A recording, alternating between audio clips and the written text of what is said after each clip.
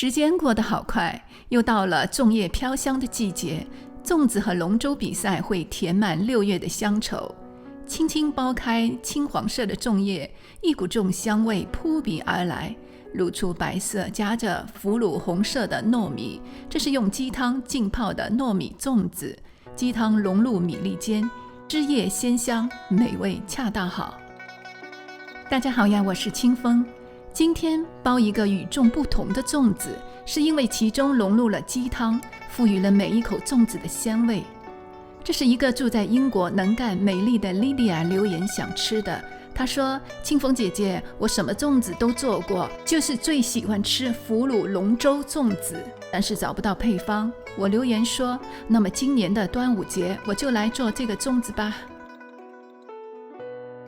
我花了1天的时间准备文案和写配方，又用了2天的时间来拍摄这个视频，以自己对食物的理解去完成了这个腐乳粽子。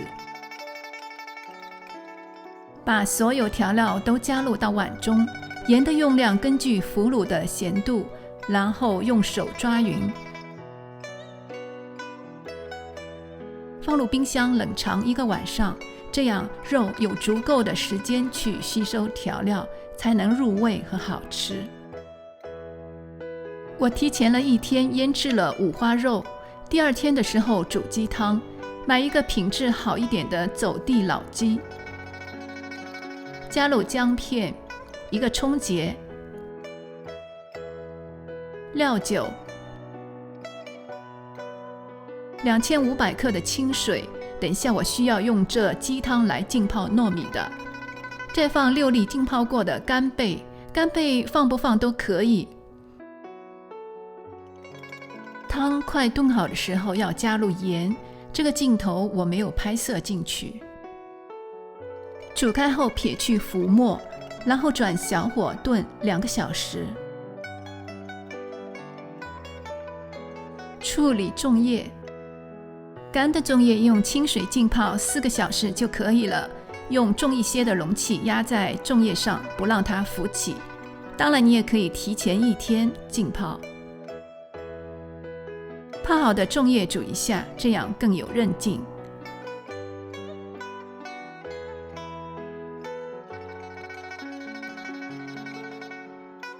煮开后再煮2分钟，捞出，然后把叶子都清洗干净。悉尼没有新鲜的粽叶卖，这种干的没有新鲜的那种绿绿的漂亮颜色和硬挺，不太适合包棱角分明的小角粽子。剪去粽叶头部的硬梗部分，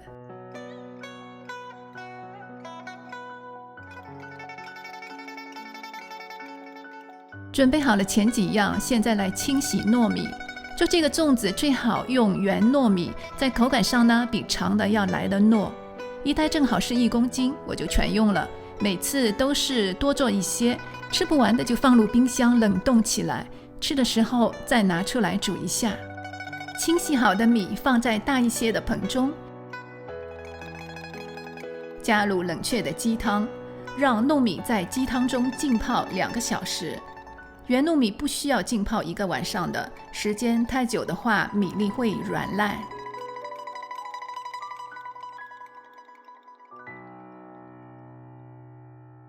食材基本上都准备好后，来处理汤里的鸡和干贝。我做了一道菜，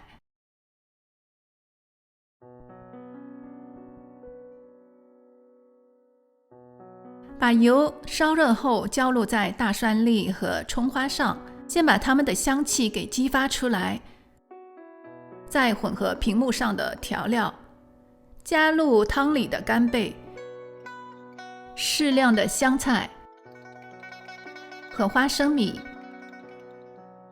淋上调料，抓拌一下，就是1大碗入味的麻辣手撕鸡。汤里所有的材料都不浪费，得其所用。糯米浸泡了2个小时，都胀大了，先把糯米里没有被吸收完的鸡汤滤干，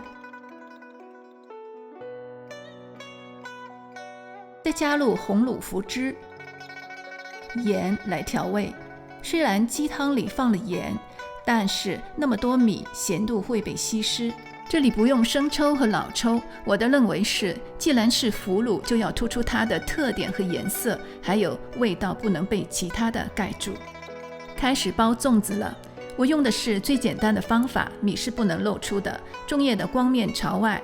一共做了25个粽子，其中8个是有咸蛋黄的。每次我包粽子，总会想起我的母亲，思念就如潮水般的涌上心头。想起小时候看着她熟练地包着小饺粽，总是那么好看。她从来不会说爱我，但是妈妈用心包裹着每一个粽子，将关爱和温暖注入其中。20多年以来，我无法忘怀她的身影。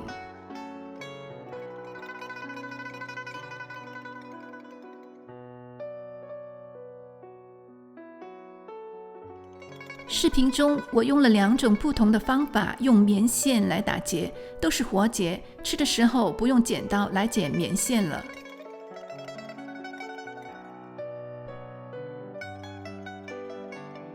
食材都准备好后，包粽子还是挺快的。